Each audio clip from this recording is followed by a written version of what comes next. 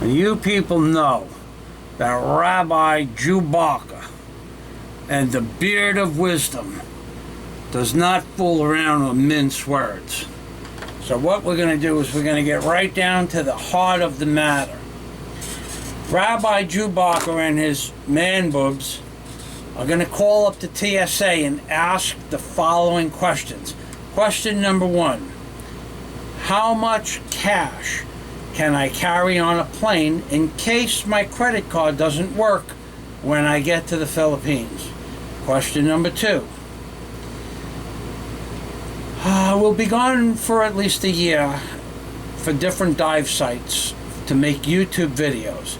I would like to bring some of my props, including toy guns. That's right. Toy guns, cap pistols, swords, knives, and, ladies and gentlemen, bayonets and World War I paraphernalia of a cutting nature. No projectile instruments whatsoever. However, they have these rules, what you can put in your suitcase, what you can't put in your suitcase, what you can ship, what you can't ship before you guys go on vacation anywhere in America or overseas for that matter. You really need to call up and find out these instructions, because I looked at the TSA website for a solid 45 minutes and didn't get half the answers that I need. So we have question number 2 about cutting instruments, including World War I type bayonets, aka cutting instruments, because, ladies and gentlemen, these are my props that I use to make my videos, and I need to know if I can even put them into into normal luggage, or ship them to the Philippines for that matter. And there's no way to find out because there's nobody that can give you the answer. The shipping company refuses to give an answer on anything that could be used as a weapon. As if you couldn't use the side of a laptop computer for a weapon. So, you can't get an answer from the shipping company. You cannot get an answer from the company that sells you the airline tickets. Impossible. Call the TSA. Impossible. Call Homeland Security. So here we go. So we have question number 2 is what about cutting instruments and or my props? I would also like to know the rules and regulations regarding toy cap pistols, such as these miniature Mattel toy cap pistols.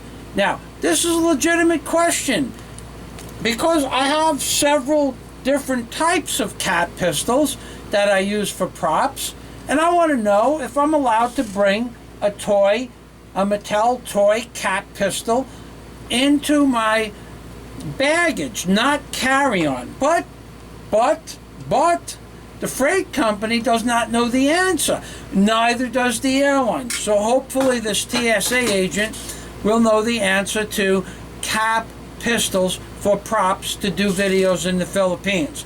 Now, if I am allowed to put them in suitcases, do I have to ship them in a separate box, or can I mix them up into my baggage? Hard drives. Did you know that you're not allowed to put hard drives in your suitcases? That's right, not allowed to put a hard drive in your suitcase. And there's a reason for that, because they want to check the information in your laptop, thumb drives, and hard drives to make sure you're not a terrorist. So if you put a hard drive in your suitcase, oh my God, you could be arrested and then fined and penalized and miss your flight and blah, blah, blah. This is crazy. Moving on to the next question.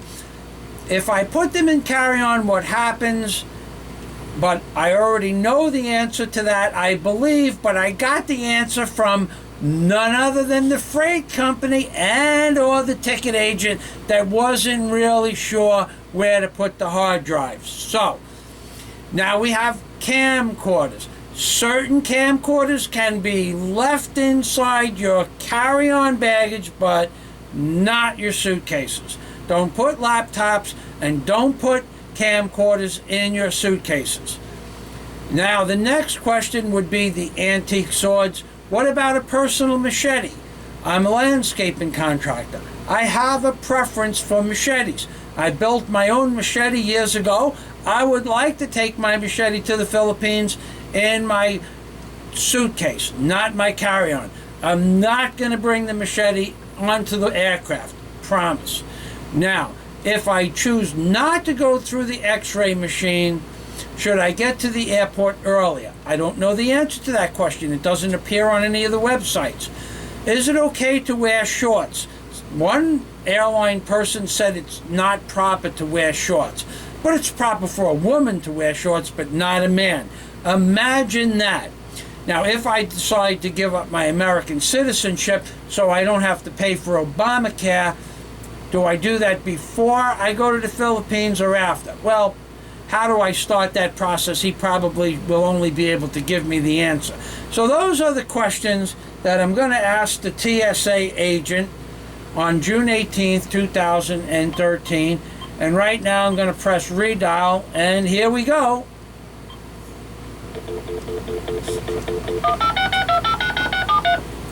Now, before I start, I should probably go incognito. Transportation Security Administration's contact center.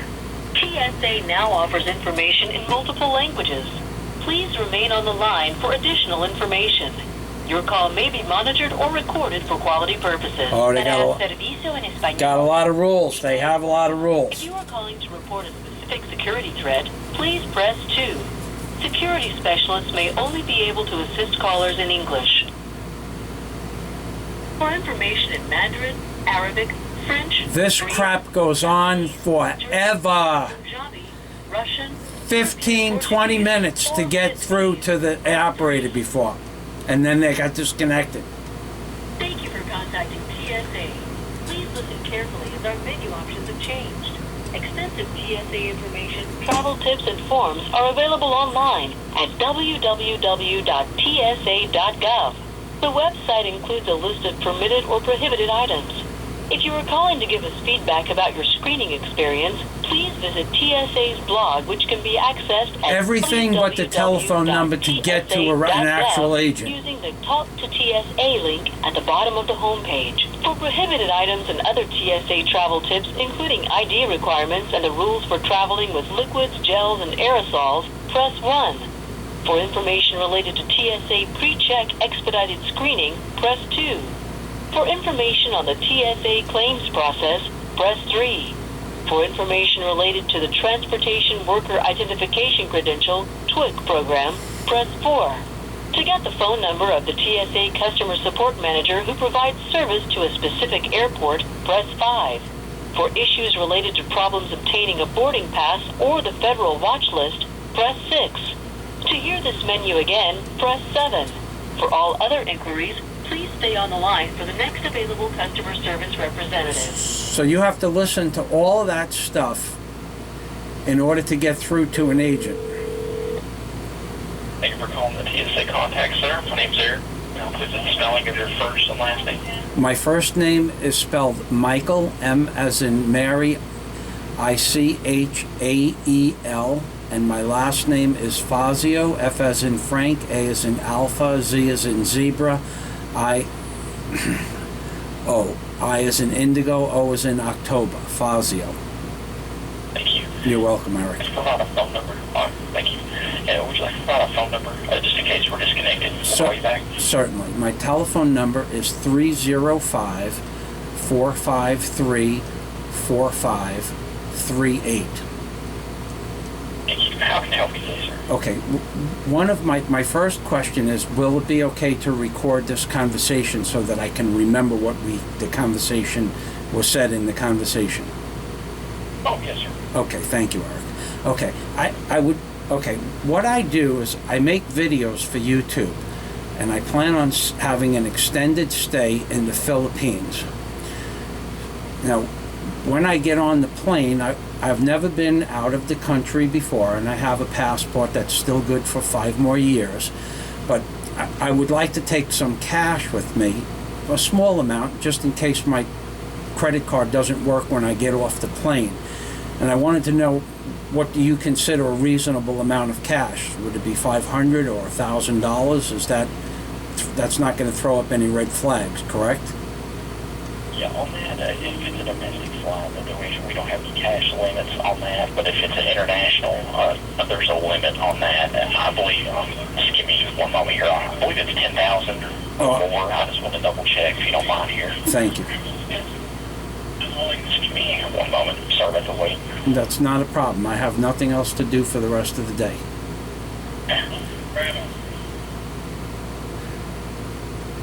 Well, it would be a lot less than $10,000. Okay. Okay, and because once I get there, I'll set up a bank account and have money transferred. Okay. Yeah, because it's shown in here, if you're carrying a sum of currency that appears to be in excess of $10,000, and the passenger, if you're traveling to or from a location outside the U.S., they just may contact Customs and Border Protection to ensure that there's a compliance with international currency reporting requirements. Okay, less than 10,000 is not going to be a problem. It's not going to be anything near that. Okay, thank you for answering my first question. The second question I have is, I'm going to be gone for, like I said, at least a year traveling around the Philippines, and I do videos for YouTube. Now, I have a great deal amount of props, and I asked the lady who's at Delta Airlines about what I could put in my suitcases and what I couldn't. Not in the carry-on, but in the regular suitcases. Now, some of the props I have are like a Mark V dive knife. It's an antique dive knife, that, like the Diver Dan knife that you would see. I am also a certified scuba diver, but I used it for prop purposes, and I have other knives, swords, and machetes, because I'm a landscaping contractor, that I've collected over the years that I would like to bring to the Philippines. So as far as knives are concerned in normal baggage, will that be a problem to bring my knife collection to the Philippines? No, sir, you can place those inside of checked baggage. They just need to be securely wrapped or sheathed. Just prevent injury to the screeners and the baggage handlers. That's the only requirements that we have for those. Okay, yeah, and they'll be in a locked Halliburton with a padlock, and I'll provide the key, not a problem. Okay, thank you for answering that question. The next question is in regards to computers and hard drives. Now, because I do videos, I'm going to have at least a single 3 terabyte tower with approximately 1,000 videos in the tower. Now, the lady at Delta said I couldn't put that in checked baggage, and that I should put that into a carry-on so that you can perform whatever checks that you like. Is that correct? Yes, we do recommend placing, fragile items such as that and carry-on, or bringing them on as carry-on so they don't get damaged inside the checked baggage, but that would be fine. Okay. Carry on. Okay, yeah, you can do whatever you want. You can make a copy of it, but it will take you, I have thousands of videos for YouTube. You'll see if you go through it. I don't care, as long as I get it back when you're done with it. Okay, and the next question would be, the laptop should also be brought in a carry-on bag, which I'm going to buy a backpack from REI that holds my laptop and will hold I have 3 digital camcorders, not the cassette type that I heard on your website. So I can bring all of those into my carry-on bag in one commercial backpacking type case, and you can do whatever you want with it while we're at the airport. I have no complications with that. Is that the way to do that, to bring the laptop and the camcorders? Yeah, you can actually have that all in one bag. Just when you arrive at the checkpoint, you'll just want to declare all those items to let the officers know that you have those. Okay, yeah, well, that's what I do for a living. I do videos. Well, I own a construction company, but basically now when I move to the Philippines, I'm going to do the videos. Okay, so the next question would be, the camcorders. Okay, some of my props are are miniature Mattel cap pistols, like 2 or 3 inches long for like a pistol, and they just I don't even have the caps for them. These are from 1960.